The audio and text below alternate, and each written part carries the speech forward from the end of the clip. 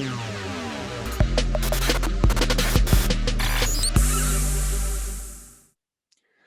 there, amplifiers. Get ready to rock, because have you ever had an idea that you just knew was going to take off and get off the ground, but you didn't know where to start? Maybe it was an idea for a product, or maybe you're looking to reinvent. Well, our guest today is the CEO and founder of Stoke Strategies, Andrew Lees, and he is not only an expert of helping people get their ideas in traction, is also the co-host of The Entrepreneur Life, which is a great, amazing podcast that he co-hosts, and I'm glad to have him on Growth Amplifiers. So welcome to Growth Amplifiers, Andrew Lees. Thanks so much for having me on, Kenny. Yeah, I really appreciate it, and I'm looking forward to talking to you today.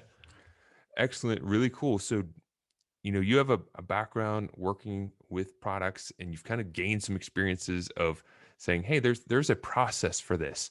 Can you tell us Yeah. maybe your story of how you got started becoming a strategist for helping people get their ideas for their products from an idea into action?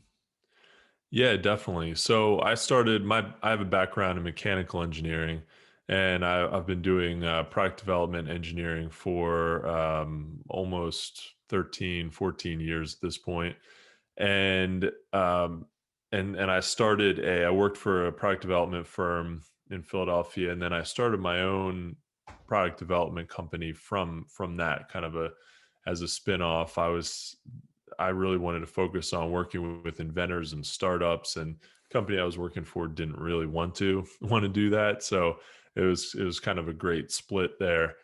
But what I realized is, over the years of working with these inventors and startups developing their products, I was so focused on the design and the engineering and coming up with a great design that we could prototype and then we could put into production.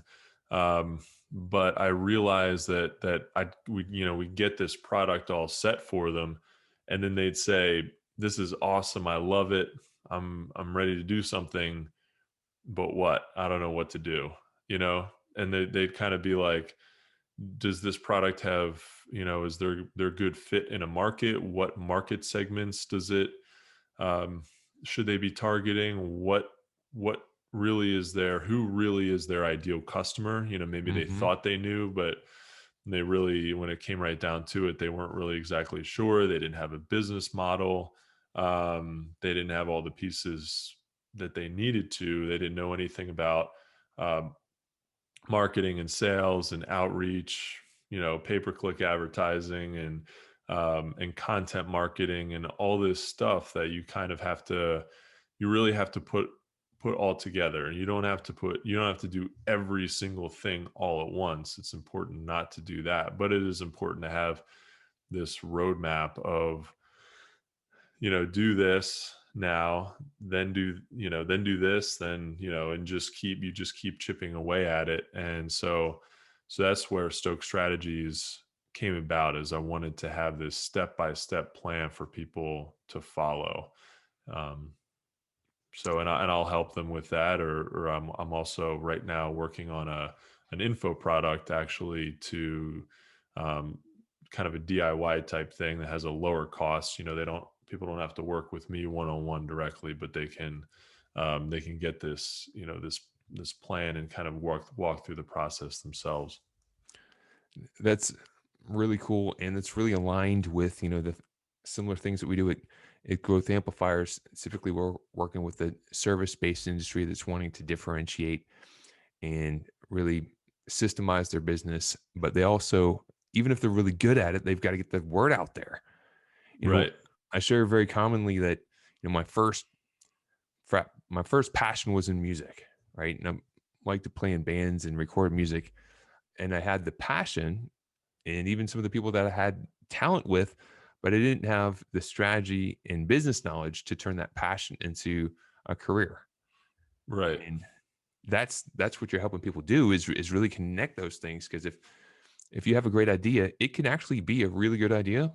But if you look back in history, there's a lot of people that came up with amazing ideas, but they Yeah. didn't know how to get that into the market, and therefore someone else was able to make was able to move their product forward and fill that gap. So I think the service Exactly. that you provide is really beneficial. What are some of the types of businesses and products that you've worked with thus far that have been pretty cool to see them kind of go from idea into action? Yeah, so I work mostly with consumer products. I've done some medical, industrial, and military type products over the years, but yeah, my main focus is consumer products, and kind of a few cool ones. Well, one of them I developed myself for myself. So Ah, I wanted to a couple things. I always wanted to develop my own product line, and sell something that I mhm, designed. And so a few years ago, I developed a line of bamboo display racks for boards, bikes, and skis called grass racks. mhm. And I have a business partner with that who we work together, and it's a really fun business. Mhm. It's something that we can do on the side as much as we want, or to some degree as little as we want, as long as we're just focusing on marketing. So, and so that's one of the ones that I've had the most fun with, because I've been involved with every aspect of it, and and I think that gives me some unique perspective as a product development engineer, but also as a strategist, because I've gone through the whole process myself Right. for my own product. So yeah, so that's been cool. And then a couple other products. I developed a Nerf football launcher That's cool. for a small company. Yeah, that was over the course of about 3 or 4 years, and it was kind of a big project, and um, a lot of parts, a lot of design and engineering, and figuring out how to get that to market, and what price point it needed to be sold at, who the ideal customer was. That was kind of interesting to figure out for that client. And so that was another good one. And then another one that I've been actually even more involved with, because I've sort of partnered with this particular client. He was actually one of my first clients for Stoke Ventures. Developed a product for him, and then it just worked out really well with him that I could form a partnership. Mhm. So I do help him with some marketing and sales and strategy, and figuring out more now on the marketing side, since we've figured out all the front end stuff, who the customer is, what the market is, what um, and kind of how to sell the product. But now we're figuring out how to um, actually get it done, and kind of it's very bootstrap, so Right. it's a big challenge. But I think whenever you're bootstrapping something, there's you really learn to get creative, because there's no other way to do it. But what's cool about that is that you can learn to get a better you can learn to get sustainable sales. Mhm. If you're really worried about how every dollar is being spent, um, you're from the beginning, you're going to figure out how to get sustainable sales, instead of ripping through a ton of cash and saying, oh yeah, I made all these sales, but I spent all this money to get them. Eventually that fails. So S but yeah, those are a few that have been fun. so when you're thinking about, you know, entrepreneurs, people who have these product ideas, what are maybe a couple of the biggest pitfalls that people come in that really you'd say you got to avoid this because if you are coming in with this mindset and you run into this common challenge, you're probably going to have a real big problem.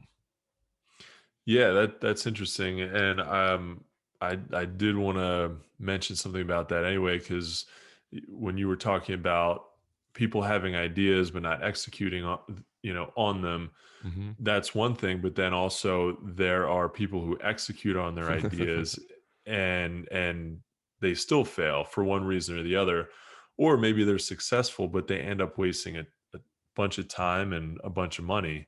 And I've actually been there. I've been in that situation.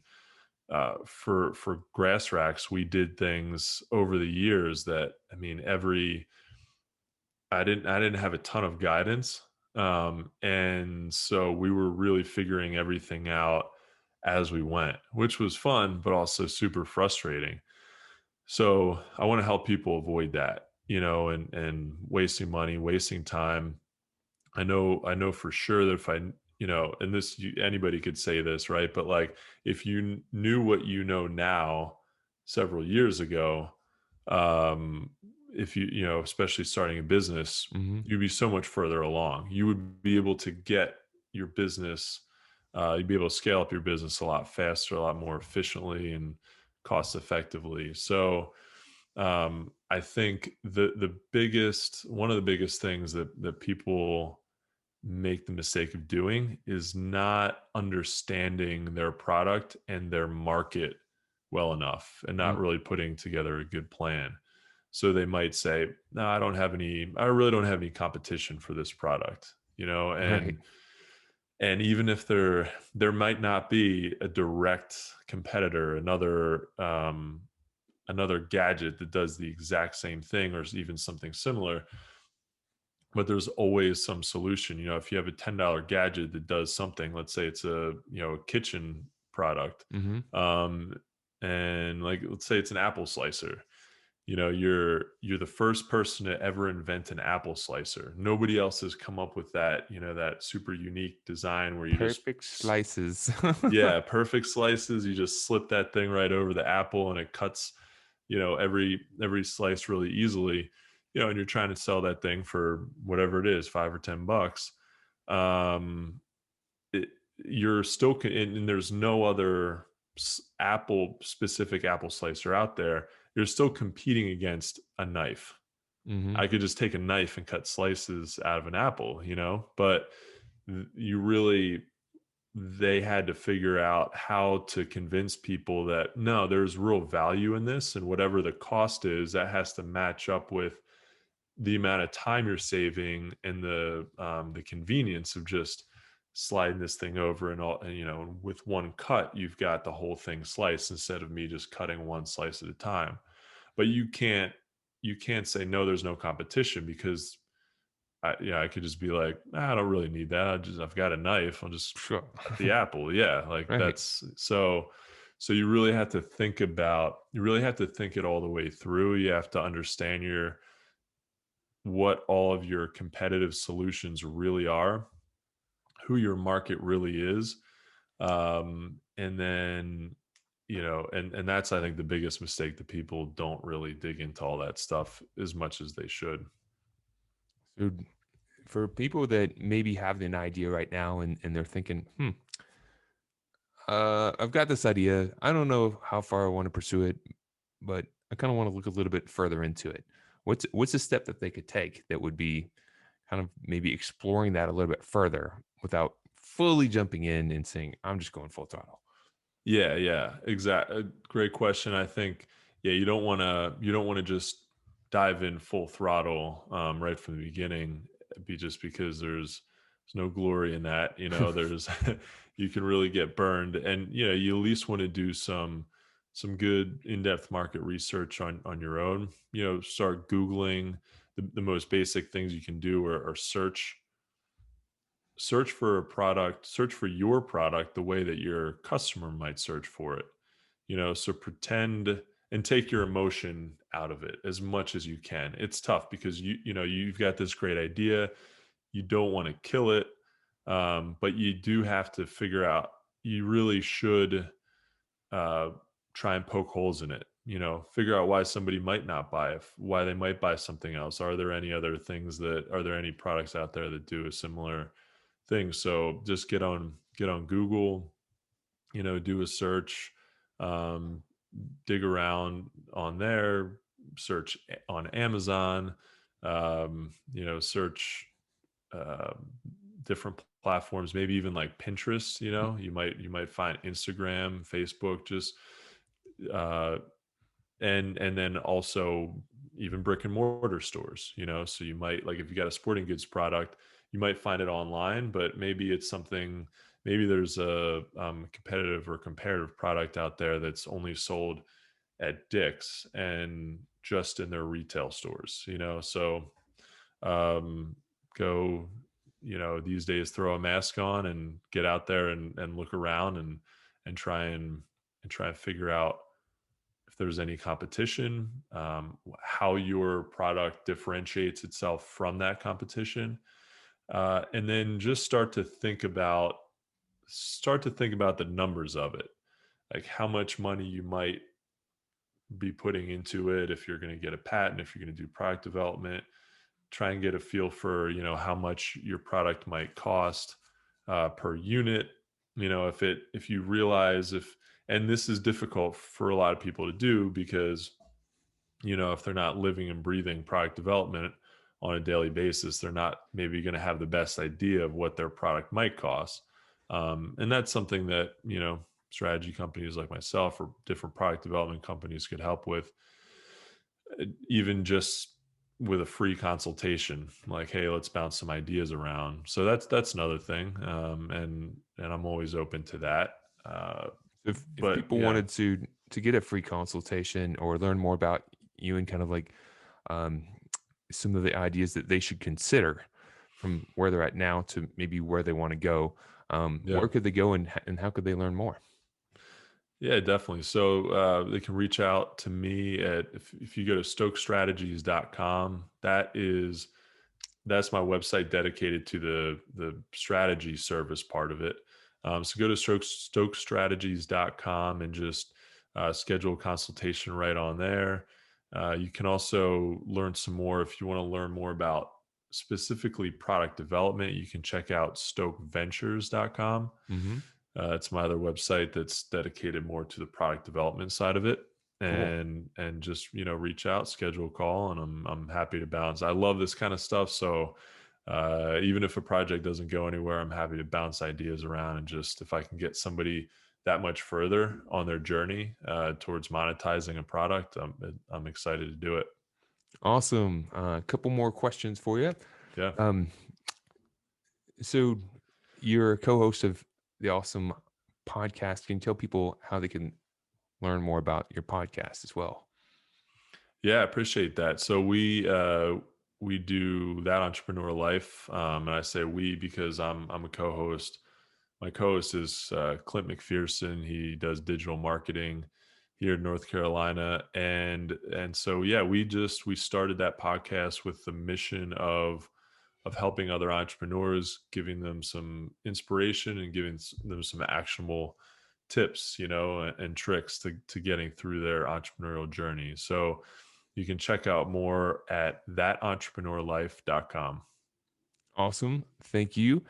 And I see you got some great books behind you, and I like the color coordination. Mine are organized in a different way, but what's either a book or a podcast or one of each that you'd share, just of something that's inspired you that you just would want to pass along?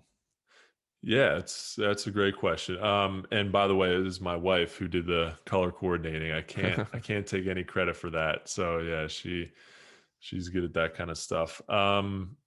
So I'll be honest, I don't read a lot of books. Hmm.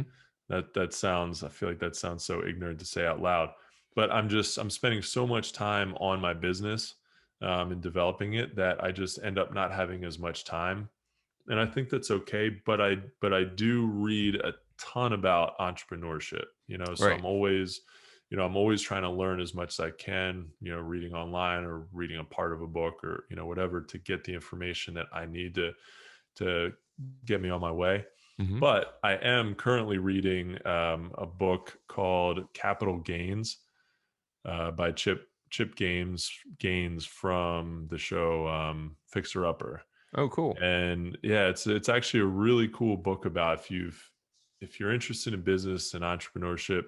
It's actually a really cool book because he talks about his entrepreneurial journey, um, from playing baseball at Baylor, and then figuring out that he wanted to start a business, and being mesmerized by the guys cutting the grass outside of his classroom, and just going up to them and figuring out how he could work with them, and then eventually owning the business. And then, like it's kind of, a super interesting journey, and there's a lot of really, really cool tips in there. So it's not something that, you might think, it's not like the 4-hour work week, or, something that's like a lot of entrepreneurs are reading, but I think it's a worthwhile read. It's just, and it's fun, and you're going to probably learn some things, about business and entrepreneurship. Awesome, my friend. So as we're kind of like wrapping up, what's a kind of like a final thought, or a something that you might want to share as a big takeaway that you've learned on your journey?